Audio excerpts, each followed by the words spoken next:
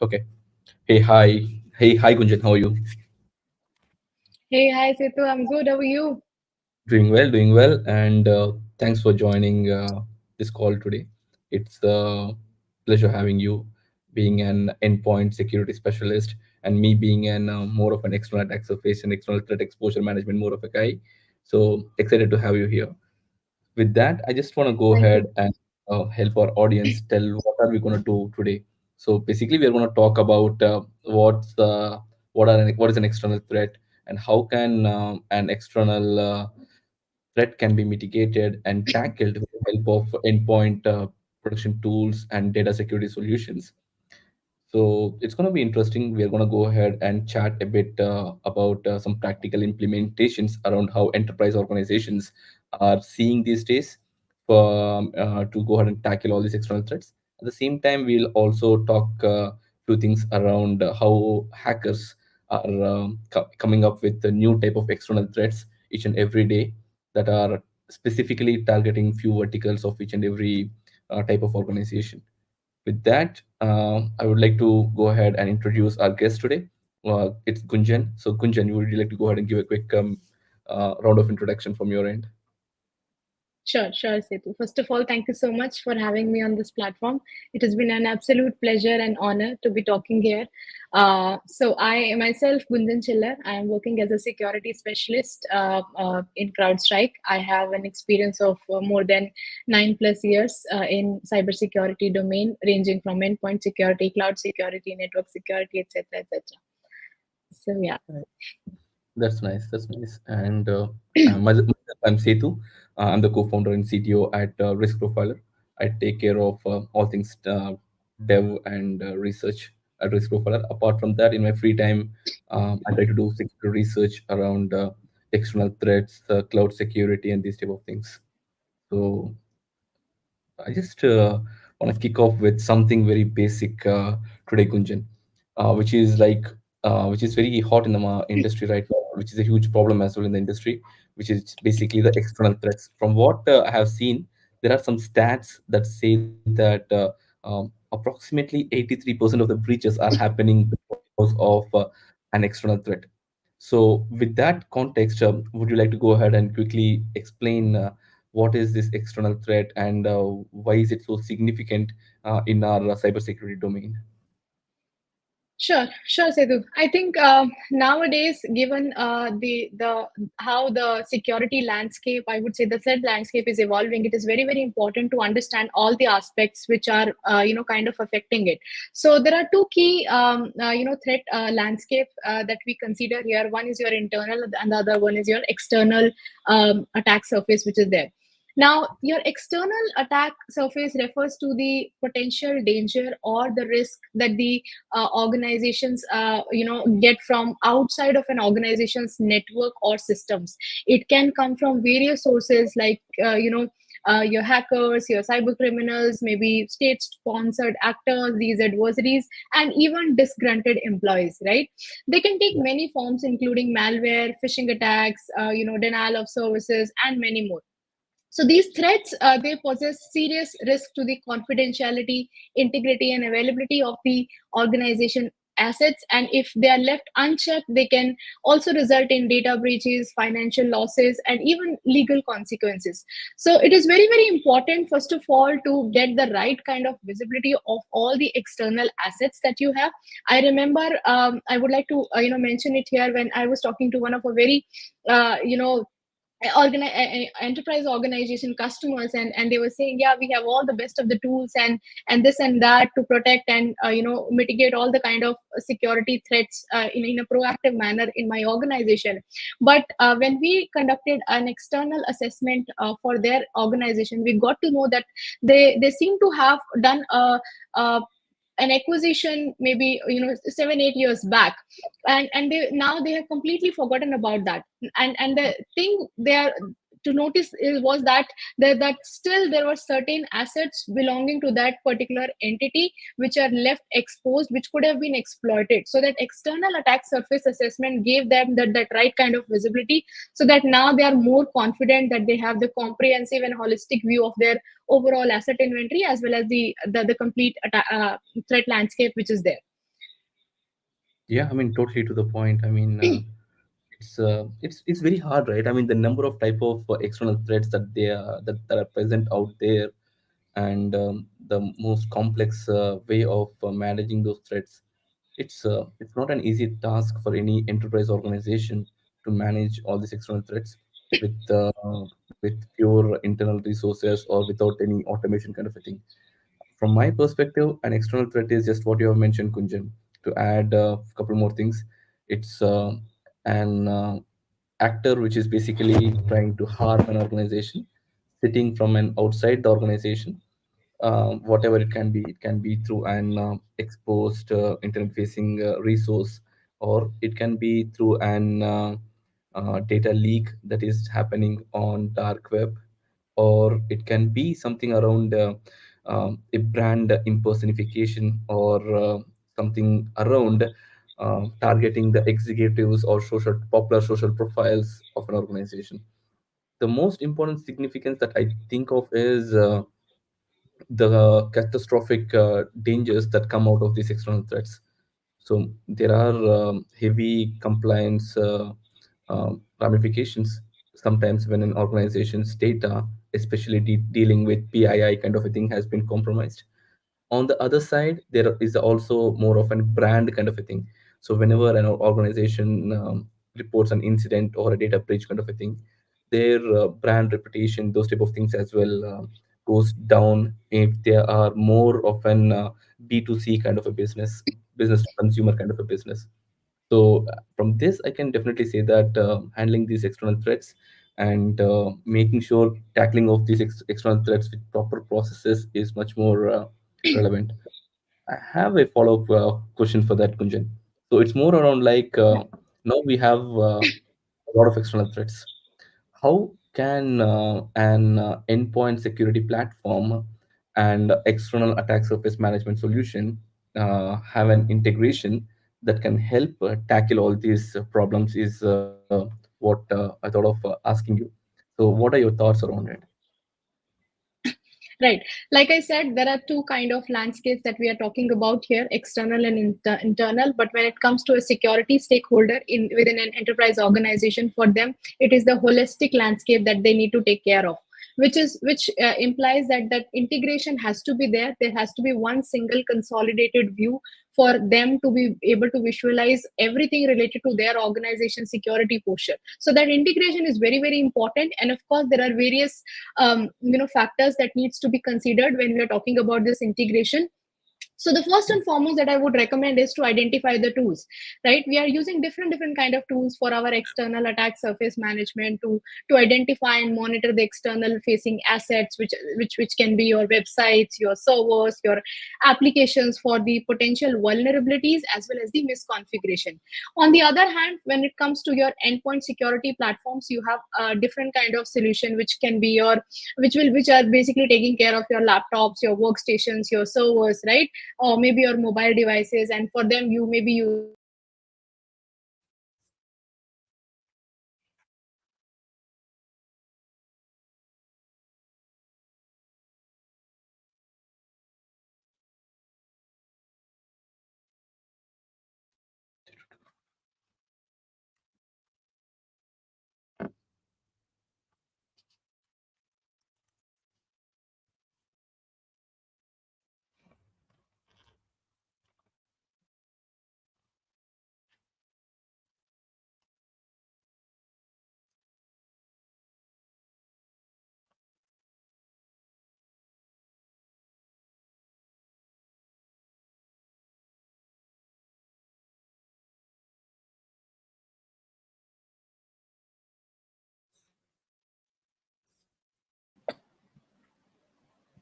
like Yeah, hi. I The, think there's some issue happening with StreamYard today because it did crash on me yeah, twice. Did it happen with you as well?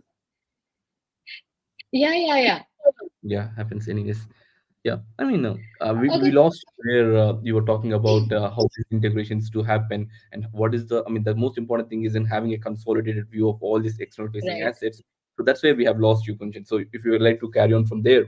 Yeah, Sure, definitely. sure. I can do that. Yeah. So the first and foremost aspect here is to identify the tools, like the tools that you are using for your external attack surface management to monitor and manage your external facing assets, your websites, your servers, your applications, for potential vulnerabilities and misconfiguration. On the other hand, when we are talking about an endpoint security solution, there we may be using antivirus, next generation antivirus and EDR, or a different kind of vulnerability management solution to take care of our laptops, our workstation and servers. So that identification of the right kind of tools is very very important. Now once that is done, after that it is also equally important to have that communication protocol establishment between both these kind of tools, right? How they are communicating, the communication protocol, like some of them may be integrating via APIs. So how you are setting the APIs, or is there any different kind of integrations which is needed to enable this communication? Um, Once that communication is done, we have all the data coming from both the external facet as well as the internal one. Now it is important to look at that data, to analyze that data. What is the telemetry that we are getting, which includes the synchronization part, right? How this data is getting synchronized. The VA scans for external assets, for the internal assets, and the very very important aspect is the threat intel. So nowadays, if you look at the one key issues that the enterprise organizations are facing is not on missing the visibility of the threats or the overall landscape which is there, but it is more of getting that risk prioritized view, right? So whenever I'm getting some kind of gaps for my environment, I would of course be, the next step would be for me to be working on the remediation part. Now for that, I would rely on the tools and the technologies to help me with that risk prioritized view of these gaps. That is where threat intel comes into picture. So when we are talking about data synchronization, along with that integration, this threat intel piece is equally important, so that we can see what kind of potential risk are there and how they are prioritized better, for having the maximum impact on my posture improvement. Then of course, when it comes to actionable insights, now I have all the data, I have done the analysis, I have also prioritized this. The next step is that I would want to take some kind of actions wherein the automated response mechanism comes into picture. Now I would like to quickly address the security incidents, the vulnerabilities on external assets. For example, if let's say you have seen that there is a vulnerability on one of the external assets, you would immediately want your endpoint security solution to take an remedial call, maybe by implementing a patch, right? Or updates to mitigate the risk. So that kind of automated response mechanism has to be there. And last but not the least is the continuous monitoring and analysis. It's not a one time job, or it's not a destination that we are aiming to reach. It is more of a journey to gain more of a holistic view of the security posture and respond proactively to these potential risks. It is equally important to have that continuous monitoring, to have that overall integration to enhance my overall cybersecurity posture, which is not only covering my internal threats but also the external threats, hence giving me a unified view of the threat landscape. Nice. I mean, that's amazingly well said, Gunjan, by the way. I mean, it's, at the end of the day, right, when there is an integration between an EASM solution and external attack surface management and an endpoint protection solution. So just imagine like what happened with solar winds. So if the endpoint protection tools got the intel from this external attack surface management solution that these are the exact hosts that are exposed to the internet, and on the other side they are running SolarWinds service. So that kind of an intel exchange between these type of two solutions would be an amazing thing, because once this intel solution from an external viewpoint.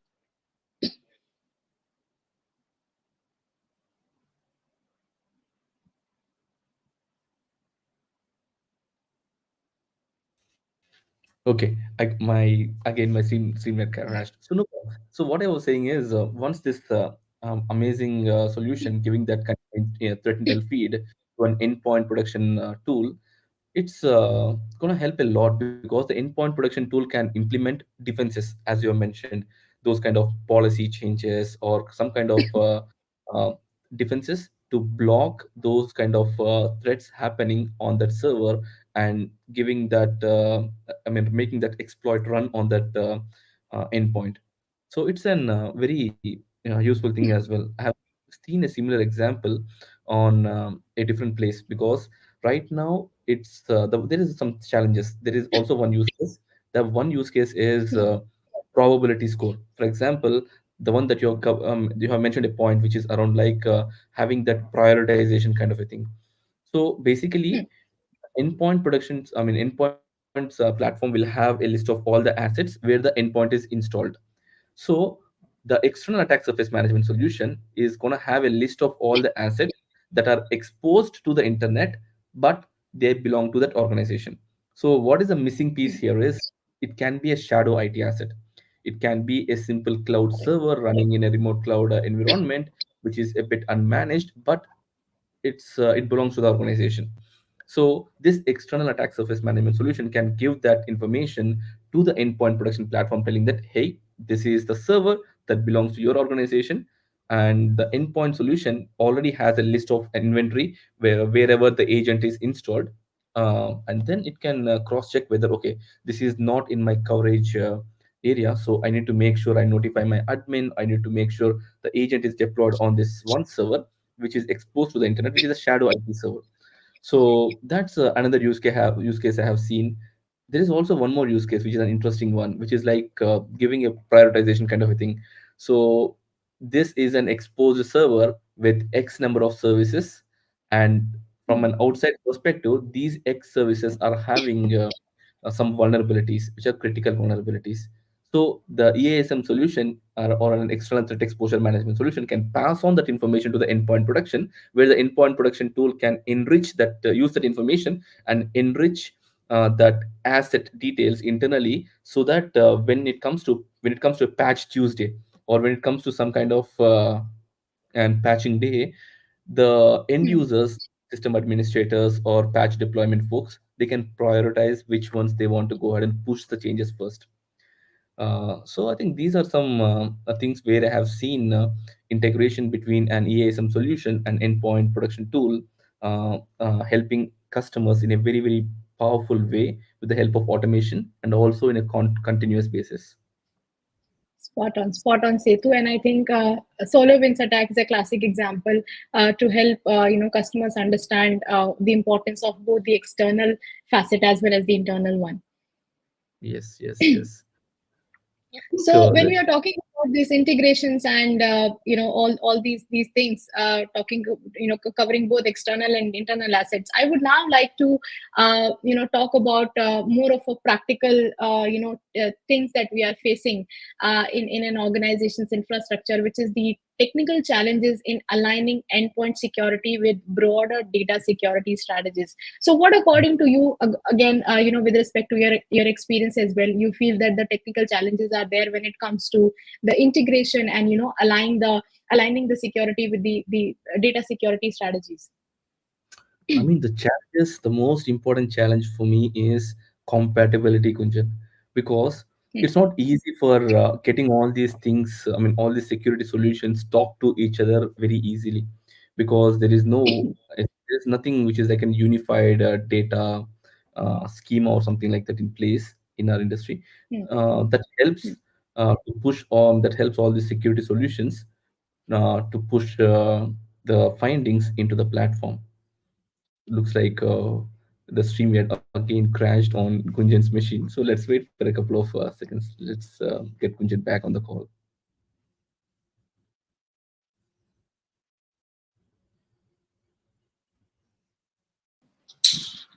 Welcome back. Yeah, StreamYard is acting a bit see today. Yeah, no problem. So, I mean, I was answering this question.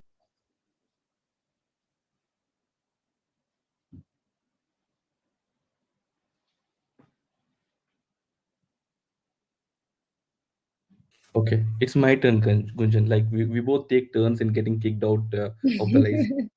Now I got kicked out. Okay, Yeah. anyways, I mean, the point is the challenges, right? Getting the security solutions talk to each other in a easy way is first challenge, because the type of integrations. I think that's the reason why even organizations like Palo Alto, these type of organizations, recently came up with a new thing called as platformization. So they're trying to go ahead, and even I think even CrowdStrike is doing an amazing job in this vertical, where they're unifying endpoint protection solutions, threat intel, all in a very easy and powerful way. I think that kind of an integration will be very that kind of an concept is very useful, because now we don't have solutions in four different verticals doing and pushing data in four different ways. And most of the time all this data will be like an overlap kind of a data, so that same data is being reported by multiple solutions. And when we Right. see all the information in a SOC or a SIM, it's going to be a lot. So now we need to configure SIM in such a way we get data from an external attack surface management, we get data from an endpoint protection, we get data from an active directories perspective. I mean, which context are we going to use? So that's where I think I've seen some challenges. And on the other side, the challenges that I've seen is basically the external attack surface management or external threat exposure management solutions struggling a lot to catch up with the external threats. So it's there are the number of external threats are a lot, and being an threat intel kind of a place, and then playing the brand risk monitoring, scanning the deep web, surface web, and then continuously monitoring the internet space for any exposed resources, and then feeding it back to the endpoint protection solution, and where the triaging also has to be done, because when an endpoint protection solution is giving an asset that this belongs to your organization, the triaging again is a challenge. So these are some places where I have seen that it's being tough to have an integration between the endpoint solutions and the external attack surface management solutions. But these days, it's getting tackled very easily because of the points that you have mentioned in the earlier, the API integrations out of the box, the partners that all these big organizations are having with other organizations, enabling seamless integrations for their customers using the same set of solutions. So these are some advantages that I've seen to tackle the challenges that we have discussed in the couple of for the past couple of minutes. Yeah, like the two sides of a coin, I think we have evolved on both the sides, the technical challenges as well as the solutions. I mean, absolutely, you have covered, almost all the key challenges. I would like to just add on to the same list. One major issues that we are facing on ground is the endpoint diversity. The kind of endpoints, I would say nodes here, instead of just endpoints that we are managing. There are different kind of devices. There running different operating systems, applications. So it is equally important to make sure that whatever recommendation, remediation you are applying, it should be applied across all of them, right? For most of these devices, they may require unique security configurations and updates. So all these things needs to be taken care. Another aspect is the scalability. Today, I may be starting as maybe as a startup or even in an enterprise organization. I may be starting with maybe thousands of assets, but tomorrow it is bound to expand, right? So it is Yeah. again important to make sure that not only I'm covering my base asset scope, but also the ones that are keep on adding these resources. And it can be actually resource intensive and complex as well, without having a centralized management tool or automation capabilities, right? Yeah. Like you mentioned, integration with your existing systems. Again, for a lot of security and management requirements, organizations are still relying on some legacy tools, or a sim kind of a platform or an identity management. So whatever policies that we are applying, whatever tools, solutions we are implementing, we need to make sure that they are capable to integrate with these existing systems also, so that we are not losing anything on the visibility part. And the data and the visibility control, now you are getting all the data maybe in one single console. How you are managing it, uh, you know with respect to their access permissions, especially if you are Mm. getting the data from multiple locations or multiple devices. And last but not the least is the compliance requirements, right? What kind of tools you are using. It can be the kind of patch management mechanism that you have implemented in your organization, and how you are adhering your organization with respect to these industry standards like GDPR, HIPAA, PCI DSS. These are also some of the areas which can possess some technical challenges. So yeah, I think with that, I think we have covered almost all the key technical challenges. I think Seto has again got that StreamYard issues, so I'll just wait for him to come back. Yeah, I came back. I came back. Sorry about that. So, Hey, I hi mean, again. again. Hi again. Nice to meet you for the first time. Yeah, I Yeah, think Gunjan, I heard those points when you mentioned these compliance things, right? GDPR and all these things. One yeah. thing quickly came to mind because the amount of data that is being collected. Okay, now it's Gunjan's I'm turn. here. Okay, I'm no, here. Yeah. okay, okay, sorry. So so the amount of data the endpoints solutions are being collected and being shared with other agents, I think it's even the endpoint security solutions are tackling or struggling with the compliance requirements. For example, now if I'm going ahead and using a simple MacBook and having a endpoint protection agent in my machine, it's going to go ahead and then it also has the browser protection and all these things. So it goes ahead and understands what applications am I using, and it has access to what browsing information I'm doing. So it has a lot of additional information. So this information is being shared with another solution for enrichment, threat intelligence, and this type of things. So I've seen use cases where it's getting complex for security solution providers to handle this type of compliance edge cases, where we get a lot of PII data and how we are tackling with GDPR and CCPA kind of laws to make sure we don't let one user's personal space being accessed by a SOC operational analyst or something like that, because it's getting very common. I mean, very tough, and that's when I have seen uh, users and organizations implementing stringent data privacy laws within the organization, and on top of it, their organizations are going ahead and having some regular audits. For example, if an user is going ahead and trying to access an user's mailbox to go ahead and delete a set of emails, there is a periodic access. I mean, there is a periodic access review that the compliance teams are doing to make sure every kind of a request is having a proper ticket associated to it or proper reason associated to it. So I have seen these type of challenges as well in when it comes to GDPR and CCPA these days. Wow, that's a new way. Even I got to learn. Thank you so much for sharing this. Yeah. And even let's switch gears a bit from endpoint to external threats. Let's come to a little bit into the cloud. So, can you, I mean, according to you, you are dealing with a lot of enterprise customers on a day-to-day basis, Kunjan. So, from your Yeah. perspective, right, I want to go ahead and understand how are these enterprise organizations tweaking their security strategies to make sure they cover the exposed resources or cloud attack surface threats. Sure. So we all know cloud is the future, and gone are the days when we had a perimeterized network wherein everything was in very much in control of the IT team. We have the information about every single asset which is getting added, updating, deleted, retired, etc., etc. Now we are in cloud. There is that so-called network perimeter has gone, right? So it is now all the more important along with the pros that we are getting when using a cloud. Provider like Okay, I think it's Kunjan's time right now. She got kicked off. Let's wait for a couple of seconds again. She'll be back. But again, it's I mean, it's an interesting topic, right? What we are trying to discuss. It's cloud, and I think she's here. Let me add her to the stage. Hey, yeah. Gunjan, welcome. Yeah. So I was talking about the other aspects which is important when you're talking about a cloud security or a threat landscape. Like I said, it is very very different from a on-prem landscape.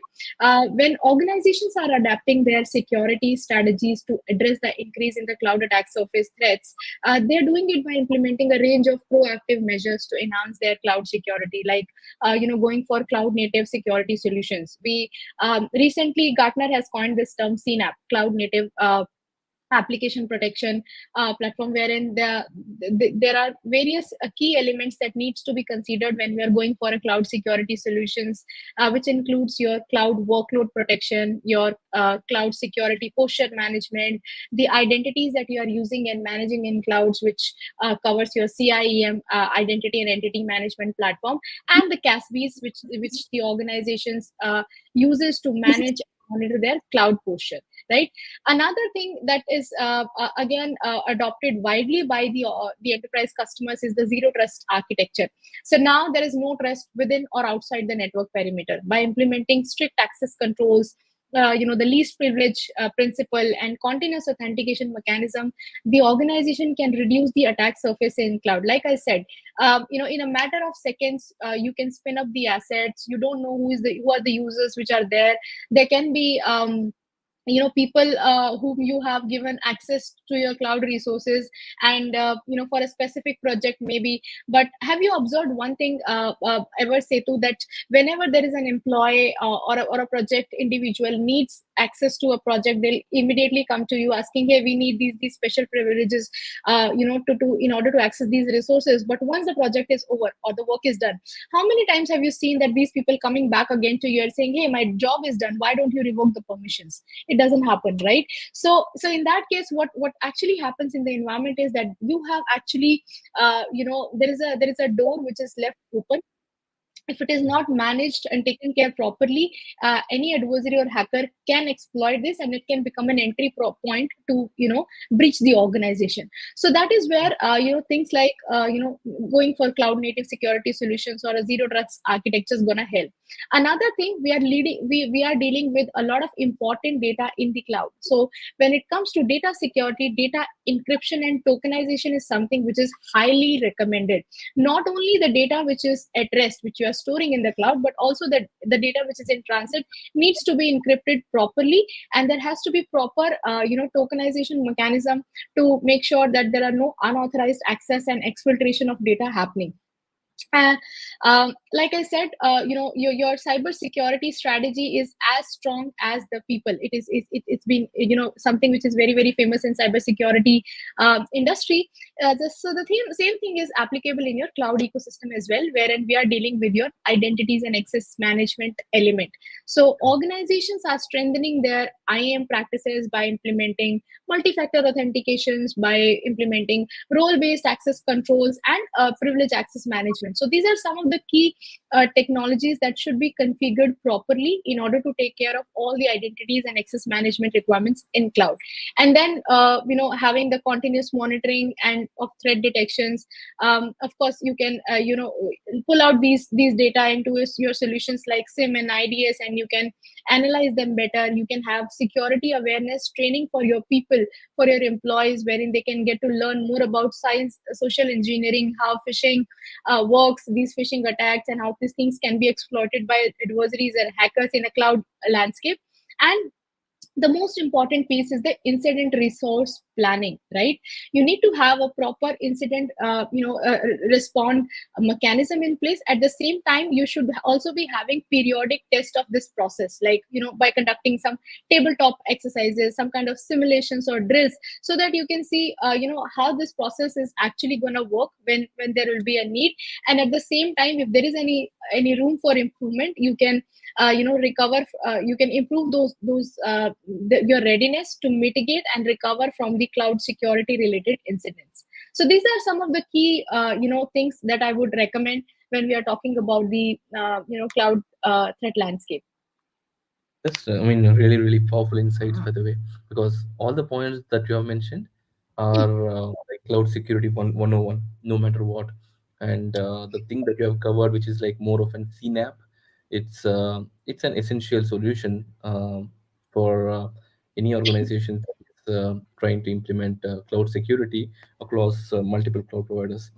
I mean, the strategies wise, right? My 2 cents are, if Hmm. your organization is going ahead and using one cloud provider, just go with the Hmm. native security, whatever it is. Like AWS has their own native security tooling, and Azure has native security tooling. Google Cloud has their own native security tooling. Go with those native ones.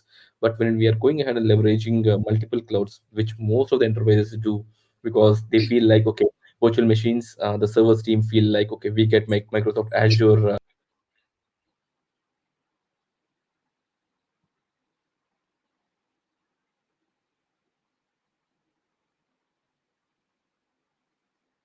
Okay, I am back. Sorry. So yeah, I mean, you can hear me, right? Yeah, cool. Yes.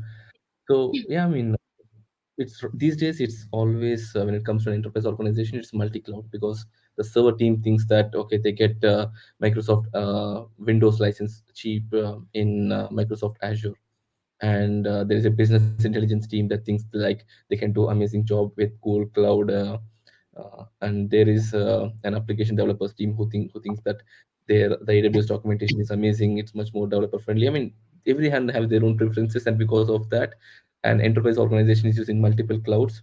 And when it is multiple cloud, it's a complex thing to implement cloud native security. And that's when we got CNAP. So the CNAP initially started with CSPM, then came cloud security workload production, then cloud security entitlement production, all these things, and finally it became CNAP. So I think it's Right. that's a much nice strategy to implement. On top of it, you have mentioned an amazing example where the developers or folks who have requested for access doesn't never come back for revoking their access. So I have seen the same problem happening everywhere in multiple organizations. While I was working at AWS, I was working for many banks. The same problem is there as well. So it's like all these things are like security maturity level. So the security maturity level, basically for cloud security, there are level 3 or level 4 or level 5. What then something do is there's something called as PTA, which is like point in time access.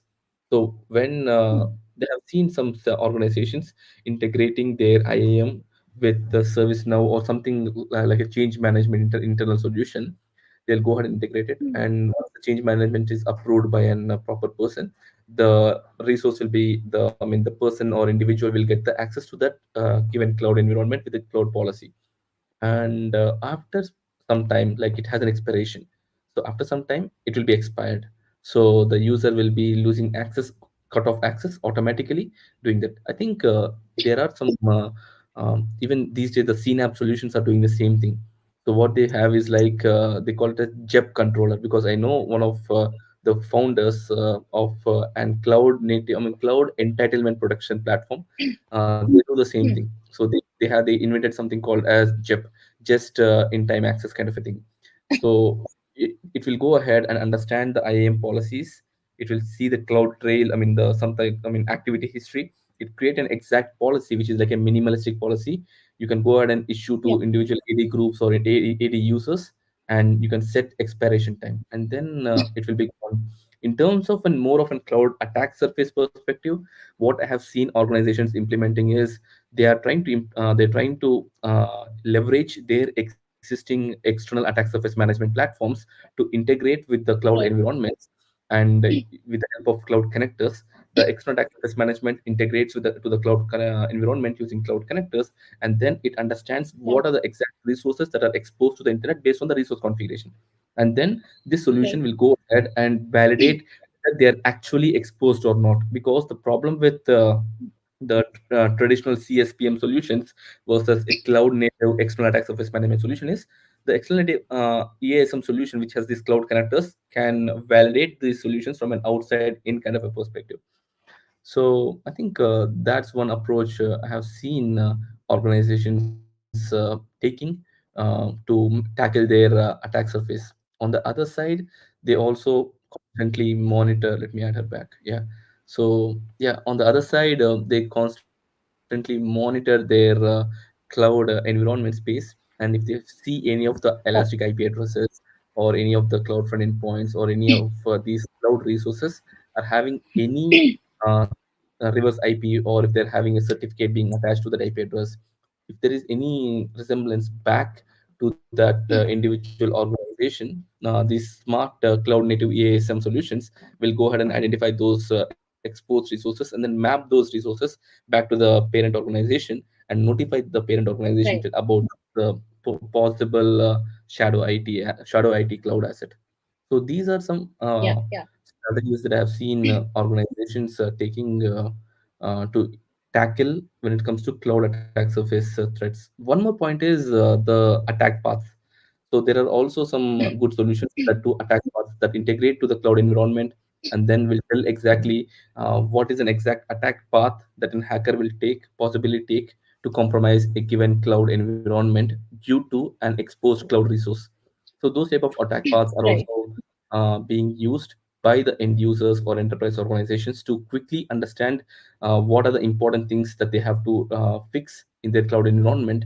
Because at the end of the day, if it is an external facing asset and that asset is having some misconfigurations or any vulnerabilities, that's a huge risk compared to any other internal only accessible server, which is having normal the same level of vulnerabilities. They can always do the risk prioritization with the help of these cloud native EASM solutions these days. Absolutely, absolutely. And when we are talking about an setup wherein we have hundreds case of assets or people, it becomes equally important to have those kind of resources, those kind of solutions which can provide you that right kind of visibility. One very common example, and this is something I've been discussing with a Fortune 500 prospect as well. We as a human beings have this are lazy when it comes to setting passwords. So what we generally do is we create one strong password as per the best practices, and then start using it everywhere on the professional resources as well as the business resources and the personal. So let's Yeah. say we are using a password on a or a platform like Zomato, Swiggy, or any platform for that matter, right? And if a breach happens there, so our password is exposed now, right? Anybody can get access to that password. It is there in the dictionary of these hackers, these bad guys, right? Now, if it happens that I'm using the same password for my business resources, now it is also putting my organization's assets at risk. So in that scenario, the organization's security stakeholders needs to have that right kind of visibility, that are any of my employees are using a compromised password? If yes, then what kind of privileges they have in my cloud ecosystem, especially wherein of course this CIEM tools can help, like you said, that least privilege mechanism. They can show you that, hey, these are the users, these are the permissions which are given to them, so the security team can analyze whether they need to have these permissions or not, and the unwanted permissions can be revoked off. At the same time, they can also see if configurations like multi-factor authentication is done on them. And the most important part, and that is, I think I would say, the advantage of technology evolution, I would call it, the behavior analysis that we have started doing. So nowadays, it's not only the static parameters with respect to configuring an user identity that needs to be looked at, but also in the actual cloud environment, how these identities and entities are being used, like what they are doing, what resources are they accessing, are they authorized to access those resources or not, right? Is there any malicious, suspicious activity that we are seeing from those users or those identities? Is there anything which can show me that, hey, this activity seems to be malicious, or some kind of MITRE ATTCK tactic or technique is getting exploited? So these kind of insights definitely helps the security stakeholder to manage and monitor these identities better, especially in a cloud ecosystem. And with the help of these advanced CIEM tools, I think it is very much possible, using the behavior analysis technology. It is. It is. It is. I mean, with this, right, Kunjan, can you tell me like how important is an integration between an external attack surface management solution and a cloud native application protection platform solution? How important is it? Is it actually required, or do you think like not so required? What are your thoughts about it? It is very much needed. Like I said, when we are talking about a threat landscape, the overall footprints of the organization, it covers everything, your external footprints as well as the internal assets which are there, including cloud, right? Now, like you said, the attack path analysis. Now, this is something very, very important that we need to understand here. See, there can be various ways by which an attacker or an adversary can get into the organization. So, like you mentioned, SolarWinds attack and all the classic supply chain attacks, they always get into the organization's perimeter through some kind of loopholes, which is generally left open because the external attack surface was not covered properly. So I would say nowadays it is all the more important to look at, as much as we are focused about our internal assets, the internal perimeter. It is equally important to have that same kind of visibility control, monitoring, as well as a remedial plan for your external assets as well. Because once they get in, it is very very difficult. If they happen to maybe do some kind of privilege escalation, because the repercussion of those stages is something which cannot be controlled that easily, as compared to if you are able to identify and take care of those threats at the entry points, which is more at an external asset level. So I would say it is very very important, and this also helps you analyzing the entire attack path analysis. And it can go either way, right? There can be and usually when we talk about the cyber kill chain, right, the first stage is recon. Now if you look at the recon aspect, that is something which 90% of the recon data is something that an adversary or an hacker can get from your external footprints. So now you can see that you are making the job of these people easy by leaving those assets open, vulnerable, misconfigured. So if you start focusing on those assets, I think it becomes all the way more difficult for these adversaries, these hackers, to be able to penetrate into your overall perimeter which is there. It's too hard because when we compare to a list of vulnerabilities on all, I mean, that list can be thousands at any organization versus attack Right. paths validated, which will be in hundreds. It's a huge differentiator, and the organizations can quickly prioritize those attack paths, take care of those attack paths, and drastically improve their security posture with the help of minimalistic changes rather than fixing the entire fleet of findings that we normally get from few security solutions as a list-based vulnerabilities. Totally spot on, Gunjan. Right. Uh, just Yeah. one hot topic, as always, I mean, we can't leave this topic when we are discussing endpoint protection. So it's like, what are your thoughts on the rise of ransomware as a service, and how do you think like organizations should tune their security strategy or security posture to make sure they are not uh, being a victim of all these RAS or else RAS groups? Right. So ransomware, I think, have always been the nightmare for anybody in the IT space, especially. And with this ransomware as a service, I think it has become all the more easy for these people to target these organizations. So in that way, when we are talking about ransomware, it is again important to not just look at these. Known infamous samples, the ransomware samples which are there, but also to be looking at these patterns which indicates that there is some kind of malicious, suspicious encryption related activity which is observed in your environment, right? So that you can proactively take that remedial action, and then if somebody is trying to target your organization, you can address those things in a proper manner, and ensure that Looks like we lost Gunjan. I think she'll be back in a couple of seconds. Too many drop offs today. I don't know what's wrong with. Is it LinkedIn or StreamYard? Not sure, but let me add her back. Hey Gunjan, welcome back again. So yeah, so I think I would like to know more from you on this aspect, ransomware as a service, how organizations should adapt their security posture to protect against these evolving threats. I mean, yeah, definitely. It's the basic things are like ransomware 101. Like make sure you guys have a proper DR kind of a plan. Backups, resilience, those are other things. HA is one of the most high availability is one of the most other important thing as well. Apart from that, in Hmm. terms of security space, what I have seen is because being an because I lead the research at Risk Profiler, and what we have observed is um, the hackers or attackers are constantly going ahead and automating their attack chain. What I mean by that is, for example, there is the entire internet space, Kunjan. In the entire internet space, the if there is a new exploit that came out, which is like a remote code execution kind of an exploit.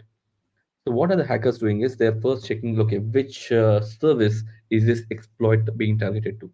On the other side, they are going ahead and trying to mass scan the entire internet IP space and trying to find which of those endpoints are having this service running, this vulnerable service running. So what we did at Risk Mm. Profiler is we are all rookie guys, so we like to go ahead and experiment stuff always.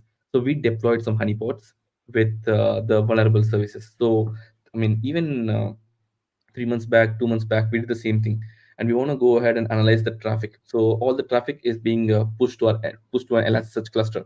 So what we did is we have deployed an honeypot, and that honeypot is having an vulnerable service that for which an exploit recently came out. I mean, we were surprised honestly because we got a tons of traffic from a lot of automation bots that are probing just for one individual port, where that vulnerable service is running. And that's the first request. And the second request is it's trying to go ahead and do the service enumeration. So the first is going ahead and checking which ports are open on which IPs. Once the attackers may have got those IPs, then the second step is the script. What it does is it goes ahead and after like we have observed this after 6 minutes or 7 minutes. So from what we have seen is what from what we have observed is it's like a pattern. They have first set of a bot which is scanning for the IPs that are having the open ports or running the service. That outputs to a second bot. The second bot does the service enumeration, which basically checks whether this exploit is compatible with this individual service or not, host or not. That goes ahead and sends a payload request, post request to with the payload. So if it gets exploited, looks like after 7-10 minutes, we are getting IPs from random users going ahead and trying to execute some remote command execution commands, shells, and all these kind of things. All these things have happened within 15 minutes. 15 minutes. So if you go ahead and open up an vulnerable server within 15 minutes, you are going ahead and getting an remote code execution exploit running on it, and then a remote attacker gaining a reverse shell. So if the attackers are this fast, I think the time to it's time for the developers or it's time for the defenders to step up their game when it comes to the protection side of things, the defensive side of things, monitoring all your external endpoints on a continuous fashion, going ahead and feeding this information to a very good security solution, and not just relying on manual patch deployments or policy creations for the blocking mechanisms, leveraging automations for blocking things. So those are some things which we think like are very very crucial as well. So once upon a time, if an ransomware has to be deployed for an organization, normally we go ahead and try to probe the entire organization and do it one by one. That's what hackers do. On the other side, these days it's all about mass scanning. You don't even have to worry about going ahead and being a geek or solid in terms of exploiting and reverse shelling or writing those ransomware scripts with FUDs, basically fully undetectable kind of FUDs. So these days you just have to go to the dark web and subscribe to the ransomware as a service kind of a thing, and then download the rat and then deploy that rat on a remote endpoint.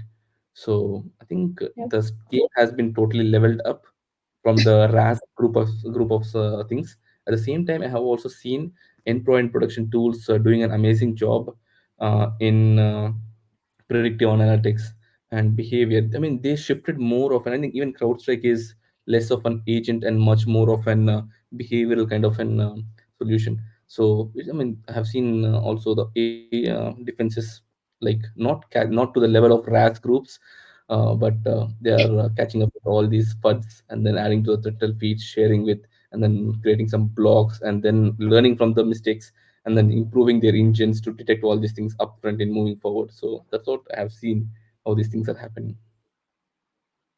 Wow, I think summarized very well. The overview key takeaway that I can take from this discussion is, I think one is automation is something which is not just used by the developers or the defensive team; it is used by the other side as well. So first of all, automation has to be there, and secondly, you need to be a step ahead using that automation so that you are proactive in securing your workspace using the automation in your environment. So yeah, With that, I think now let's talk about the geopolitical tensions and cyber warfare impact on the strategies for managing external attack surface and securing endpoints. And I think this is something you have been, researching as well as learning a lot in your organization risk profile, how the geopolitical tension is affecting the threat intel aspects and how it has an impact. I remember this again very commonly said in cybersecurity industry nowadays is that gone are the days when war used to happen on the physical fields. I mean, we all know they are still there, but very few as compared to the earlier times. Now the wars are majorly fought on the digital space. You will not even know, but there are countries which are fighting a cyber war, attacking the digital assets, the websites, the IT assets of the countries, and impacting the economies just like that.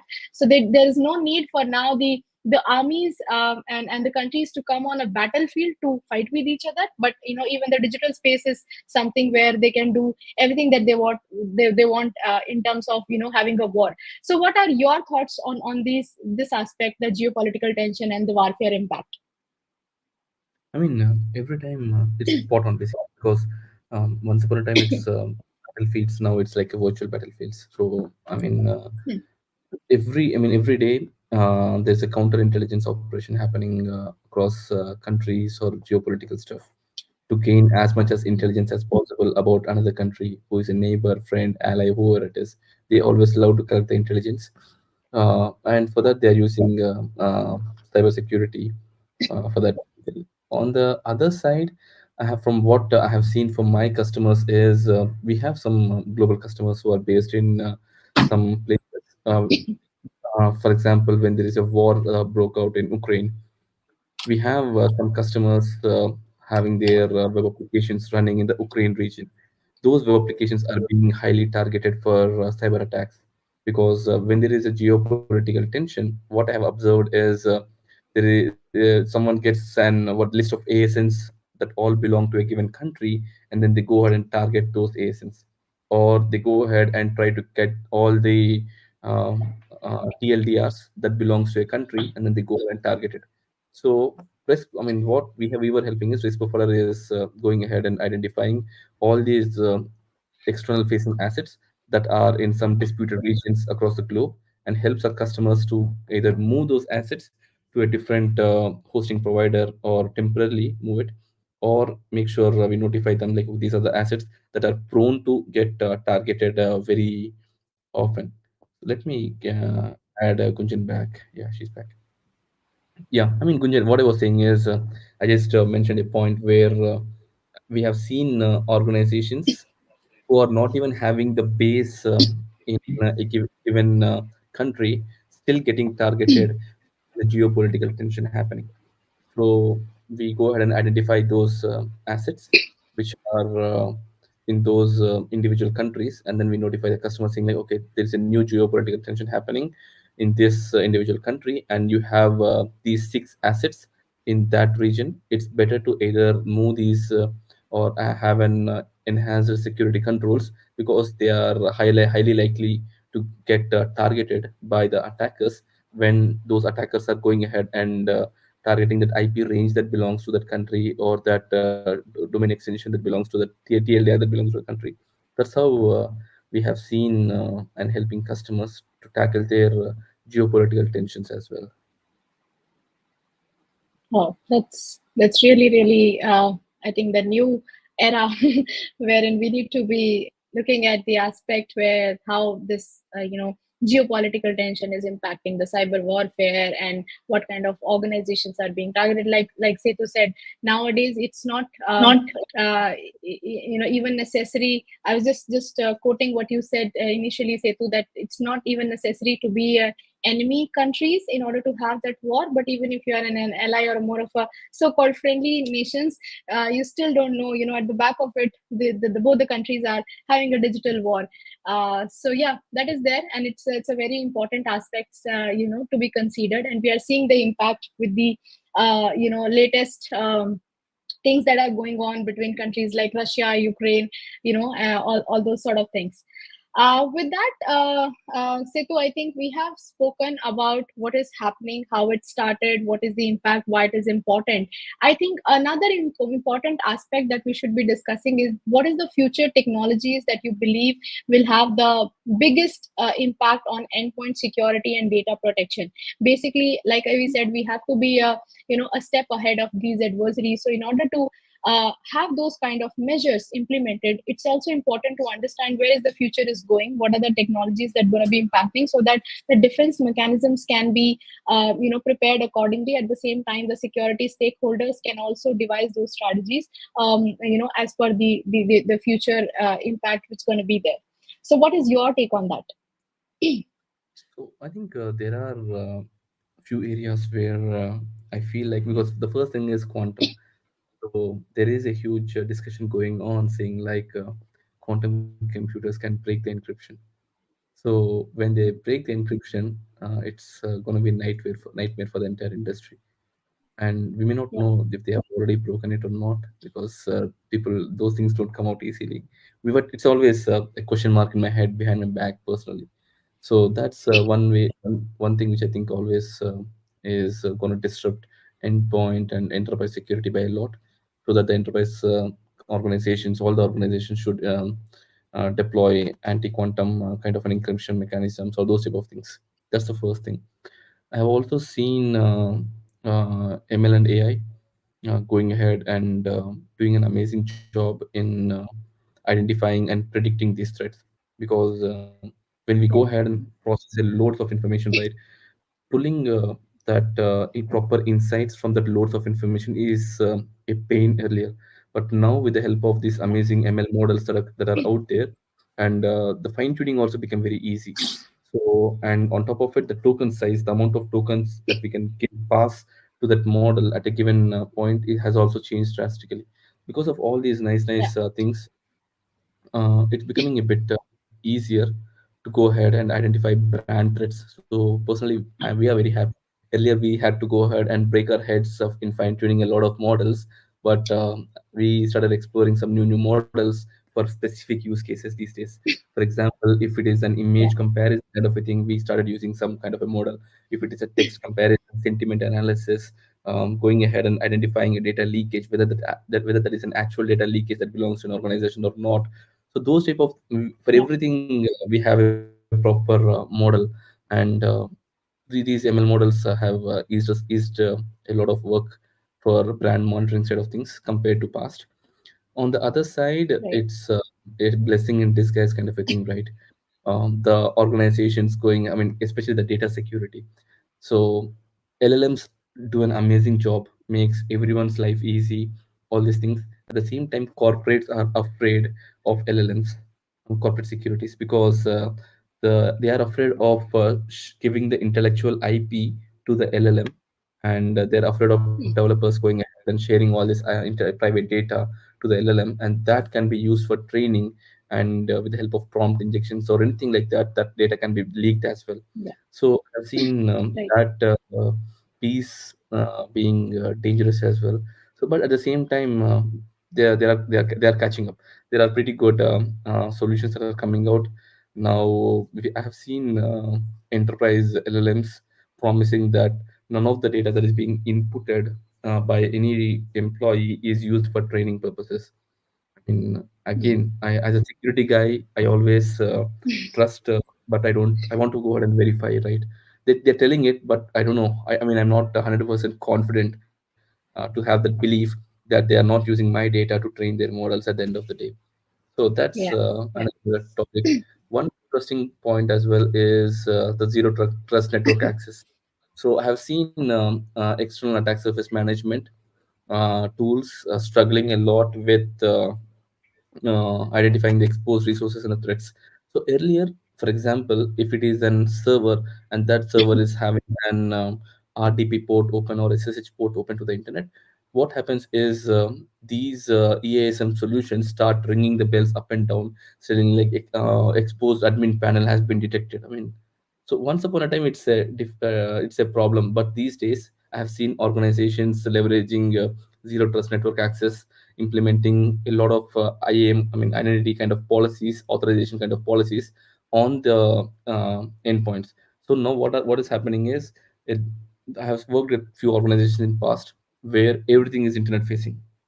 Without that proper plugin which does IAM SSO authorization kind of a Chrome plugin, no one can access those external facing web applications without the proper authentication and authorizations in place.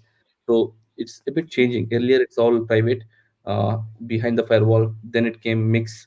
Now people are moving forward like, okay, I'll just go ahead and expose everything to the internet, but I'll put all those things behind a zero trust kind of a concept which does authentication, authorization, validation controls. Yeah. And that's another shift that I have seen, and it's again pain point for me, because now I have to go ahead and write my in rule. I have to tune my rule engine in such a way that I don't go ahead and give a lot of false positives to my customers. So that's another edge case that I have seen these days. Yeah, that's pretty much it from my end. Yeah, yeah. If Yeah, I think I agree with most of it. Thank you so much for sharing all of that. And I would like to just add in, when we are talking about AI ML, I think that is everywhere and that is the future again.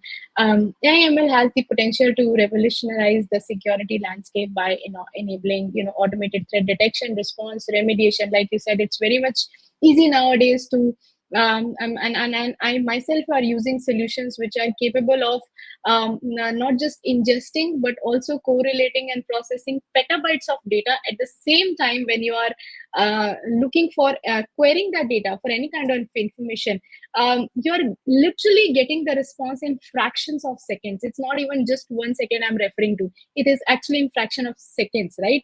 So sorry, there are multiple ways in which AI and ML going to be impacting the data protection and cybersecurity landscape. The first one is behavior analysis. It has the capability to analyze the patterns, whether it is for a user, for an endpoint, to identify anomalous activities which can indicate if there is any threat or an incident. So that kind of visibility or a proactive assessment is something that you're going to be getting with the behavior analysis aspect. Another thing is threat detection and prevention. It can okay, after that, another thing, I'll just remind Gunjan to continue from there once she's back.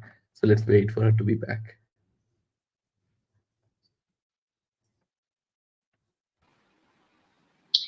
Yeah, so on threat detection and prevention side, it can analyze vast amount of data. It is super easy for a lot of ML models, AI engines to be able to identify whether it is a malware, it's a phishing attack, or it's a ransomware attack. So that is where it is super important and useful to use AI ML in that space. Along with that, it is also capable of predicting certain kind of threats. The predictive analysis technology of these machine learning models is absolutely amazing, wherein there can be certain events which may be happening in a very different segment of the same organization.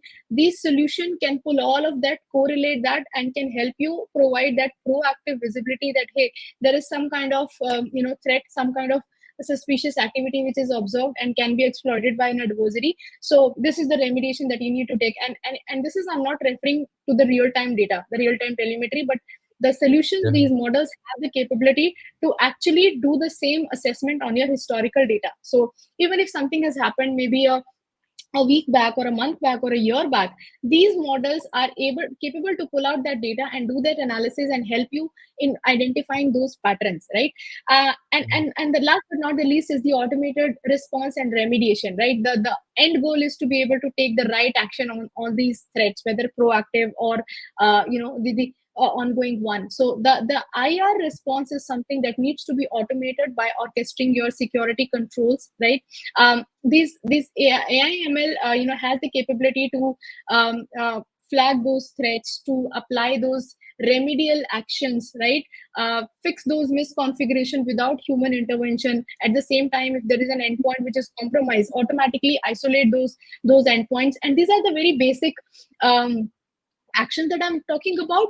I'm sure we have seen that these these ML models leveraging these ML models is also enabling the IT team to write those custom complex workflows, wherein not only you can devise that workflow, that hey, this I need, in case of an event like this, I need you to be taking this kind of an automation, or remedial action. At the same time, there should be a maybe a ticket that needs to be created in my ticketing tools like ServiceNow, Jira, and these are the people who should be alerted, right? I should immediately be getting a call, and then it should immediately, the data should be going to my sim solution also, and my soc team should also be alerted. So these kind of mechanisms can be automated end to end, leveraging AI ML. So I would say adoption of AI ML in cybersecurity solution is expected to have a profound impact on the endpoint security and data protection.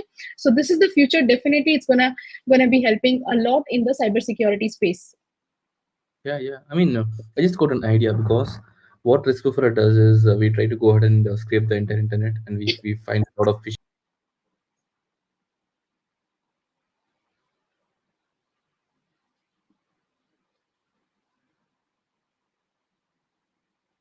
Okay, sorry. Yeah, I mean, I just got an. I was just telling about an idea that I got when you mentioned AIML and phishing detection. So we already do that, but I just got an idea like we will go ahead and we identify phishing pages that are being targeted to an against an organization. What we will do is like we'll go ahead and feed that information to the endpoint production solutions. So the endpoint production solution go ahead and protect their users from not accessing that individual malicious URL. So I think it's I mean this is a nice idea. I mean, do you think it will be useful for your organization? I mean, for endpoint production tools, all kind of organizations where they receive threat intel feeds about phishing pages, and those phishing pages can be blocked by the endpoint production solutions. Yeah, I think that those, we call them indicators in the technical terms. So yeah, that can be leveraged, and I think Yeah, they yeah, are being leveraged. yeah. So I think I just set up an integration for that with our existing vendors. I mean, we don't have that right now, but we are already having that phishing information. We'll just leverage this integration to push it out. So yeah, I mean, I get ideas while I'm talking with folks like you, basically, Kunjan, and I just try to go ahead and document that and then push it out to the releases team. Cool. And I mean, really enjoyed. And then we came to the end of the webinar today. It's a lot of insights that I got from you as well. Nice talking about external threats. Nice talking about technologies that are disrupting the endpoint protection and then external attack surface management space, the challenges mainly. So all the amazing discussions. Thanks a lot, Kunjan. Thanks a lot for having, joining us today and giving all the insights from your Thank you so much, Setu. Yeah, I think it has been very, very informative for me as well. Got to learn a lot about your experience, how things you're doing things in risk profile, your research and all. And I would also like to thank the audience, for joining us today. It was a great session. I hope it is equally informative for you as well. I think we're good to take questions if there are any. Yeah, I mean, thanks to our StreamYard getting kicked out multiple times. So I'm not able to find any questions, but let me go to LinkedIn and then see because basically those questions will be added as comments. So let me go to Yeah, LinkedIn and see if there are any that are being added on top of our event.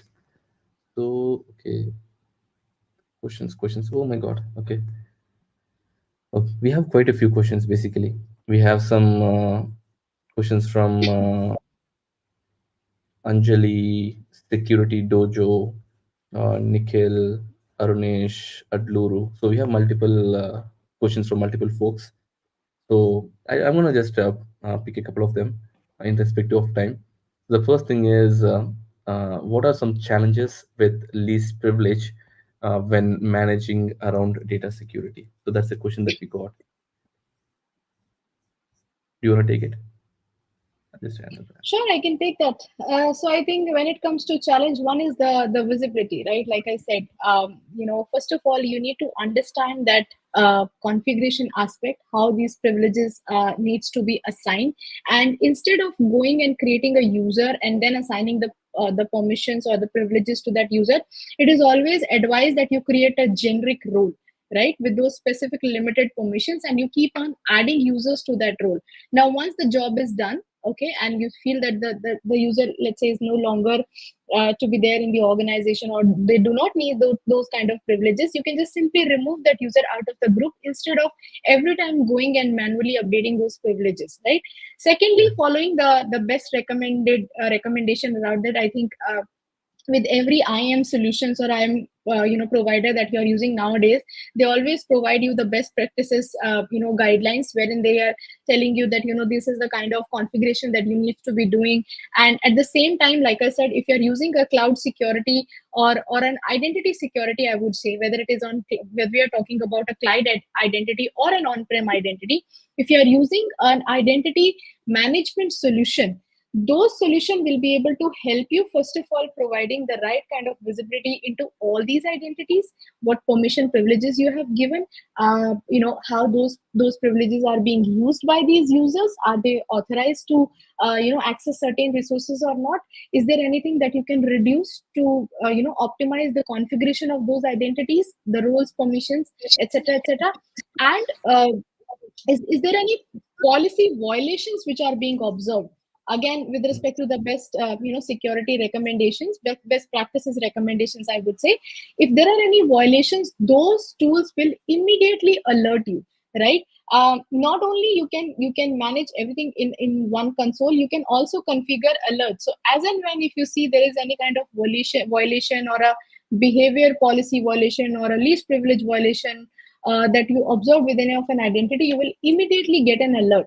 And these solutions also are capable to take the call when it comes to maybe triggering an MFA alert, so that they can identify, they can verify that is it the actual user who are trying to do those these kind of activities. If yes, they will allow that authentication, and they will be further allowed to access those resources. If not, then immediately the solution will block the access and you will be notified. That's nice. I think we just lost Gunjan at the end of her answer. Let her join back.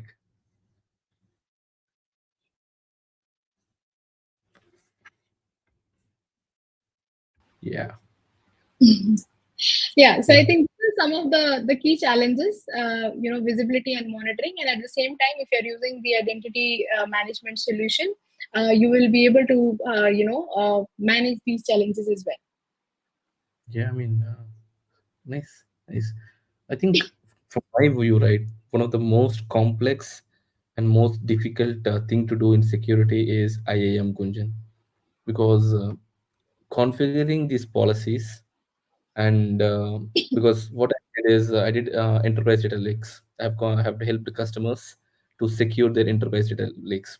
So what is an enterprise data lake? Is it has the entire data that belongs to an organization in a big data lake, and that data lake is having a lot of producers and also consumers. So what is a producer? Is anyone that is feeding data into the data lake is a producer, and anyone who is going to consume the data from this data lake is a consumer. Hmm. So securing this Right. data lake is a huge complex thing, because first thing, we need to make sure we understand who are all the consumers and what level of access that these consumers need.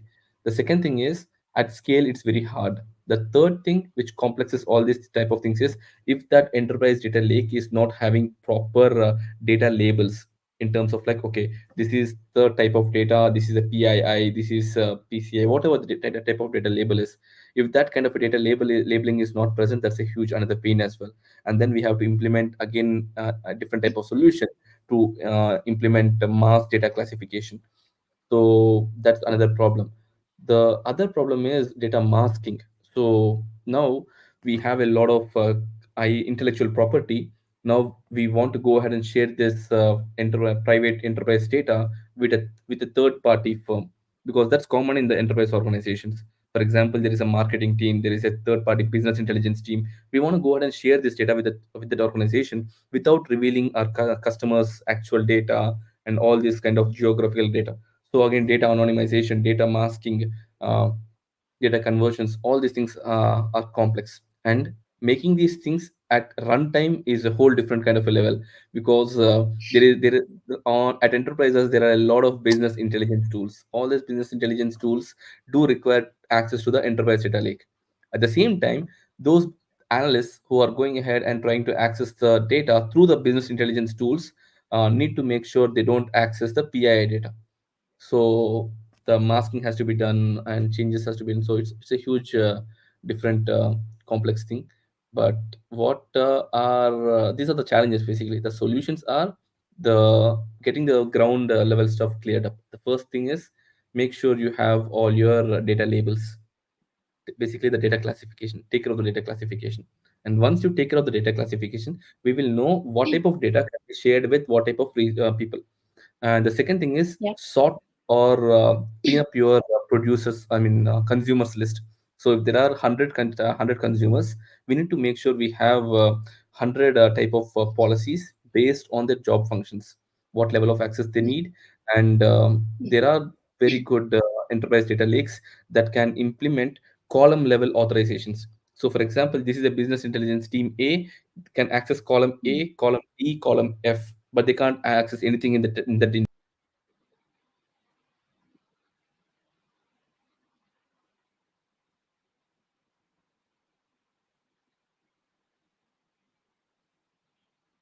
Okay, I'm back.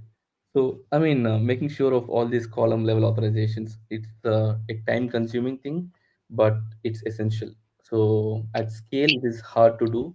But if you have your things sorted out from a ground up level with the data classification, all these policies, controls in place, it is easy to implement as you grow. The number of teams you grow as consumers, you just have to go ahead and create a custom policy and set an expiration and assign to that AD group, and those users will be in the AD group.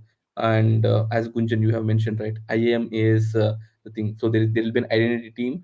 They should be responsible for offboarding consumers when there is a third party is no longer with the organization. So those type of controls have to be in place. So these are my 2 cents. I'm not an expert when it comes to implementing data security of things, but been consulting to top banks in my previous roles around enterprise data lakes security. So I think these are some basic things that can be implemented to tackle data losses and these type of problems.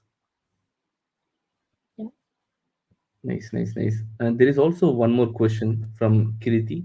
I'm going to go ahead and paste it as a banner, Gunjan. If we'll take this last question before we wrap up today's session. So it's an Sure, interesting sure. question we have covered in the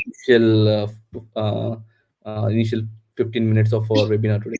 It's like basically the question is, can you explain how zero trust principles apply to endpoint security and external threat management? You wanna take it? Yeah, I think management or zero trust security is something which is widely adopted nowadays, not in cloud, not just in cloud, but also for on-prem endpoints, asset management, including the external asset, surface management. So the basic principle here is that even though you know that these are your trusted assets, trusted people, you still don't should not be trusting them. Rather, I would say so the key here is that whatever when it comes to accessing a resource or an application or a federated resource in the organization, everything should be authenticated for every single access that is being made, right? So for Mm, example, and in order to ensure this, there are a lot of technologies like MFA in place to ensure that the right kind of authentication is happening every single time whenever the access is made. So like I said, how zero trust going to help is, for example, you are you have there's somebody, a C-suite people in the organization. It can be a CEO or a CFO, right? They are, let's say, they have access to certain federated resources. Now what happens is suddenly we are seeing that the access is being made at a very odd hour from a very odd IP, right? So the an odd location. So there can be two scenarios now. One, the executive is on travel maybe, and there is some corner case requirement wherein they have to log in for some exceptional reason to access those resources. So in that case, yes, the access should be allowed. The other can be that someone has exploited the executive's credentials and they are impersonating them, and now they are trying to get that access. So in that case, it should be blocked. in either of the cases, you cannot directly take that call whether it should be simply allowed or blocked. So what you do is you put in an authentication mechanism in place. Now, what happens is, either of the case, whenever the access request is coming, there will be an MFA request that will be going to the the actual executive individual which is there. Now, only if they are, accessing it, then they're going to be approving that request, and you are able to go ahead and access those resources. If not, they'll simply decline, and the access is stopped then and there. And at the same time, the security team has all the data and telemetry to analyze that particular incident.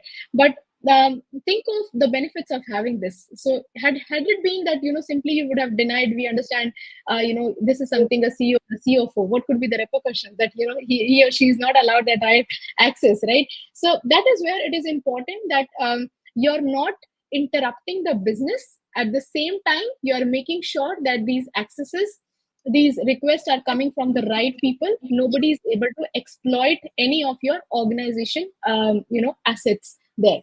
So this is one example wherein I have tried to explain you how zero trust principle can be applied.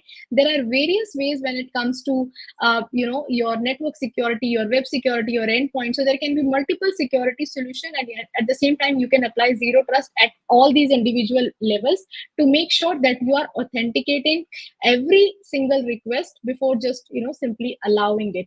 It also includes knowing the health posture of your endpoints when we are talking about an endpoint security. So for example, if I have a mechanism of quantifying the overall health of my endpoint, right, let's say on a scale of 0 to 10. So what I'll do is that there are certain critical applications and or again federated applications in my ecosystem. So Okay, looks like it's a pattern. I mean, well, first I get kicked off. After a couple of minutes, Gunjan gets kicked off. So I think let us be back.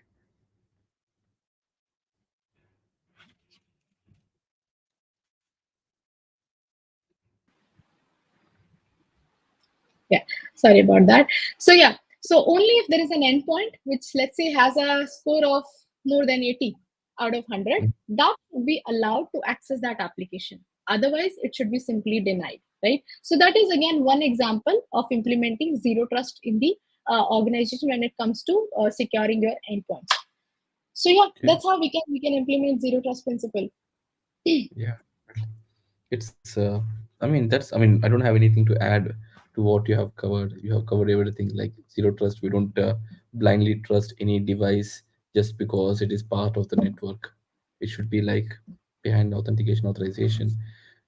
For external threats perspective, even if it is an endpoint, if it is coming from a specific subnet range or IP range, we should not allow it. We should make sure we Yeah, I think use. for the trusted Yeah, for Yeah. the untrusted one, of course, the external threats, it's a simply no. For the trusted one, it's as simple as that, hey, I trust you. It's just that I don't want to before verifying. So that's in nutshell what zero trust is all about. Yeah, this perfect, guys, and thanks a lot for everyone to joining us in this amazing webinar. We'll be connecting more and more in near future, so really looking forward. Thanks a lot, Gunjan, and thanks a lot, audience. Take care, guys. Thank you, audience. Thank you, Setu. And if you have any more questions, you can reach out to us over LinkedIn. We'll be more than happy to connect with you. In the essence of time, I think we're not able to take all of the questions, but keep your questions coming in. We'll be able to take them all over LinkedIn and reach out to you. I hope Perfect. this session was informative. Thank you so much for your time. Have a good day. Have a great day. Bye bye.